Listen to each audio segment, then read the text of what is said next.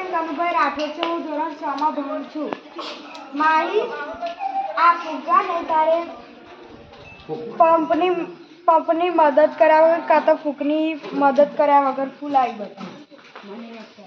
જો હું ફૂલાવું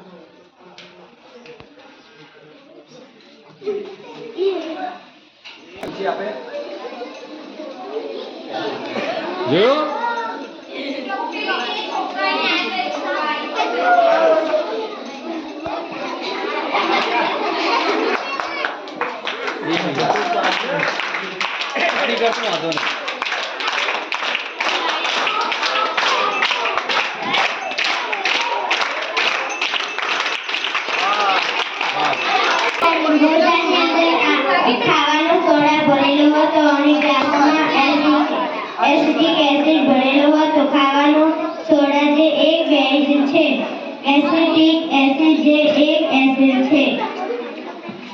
ખાવાનો સોડા અને એસિટિક એસિડ ભેગા થતા રાસાયણિક પ્રતિક્રિયા થાય છે. આ પ્રતિક્રિયામાં કાર્બન ડાયોક્સાઇડ CO2 નો ગેસ ઉત્પન્ન થાય છે. આ પ્રયોગ બતાવે છે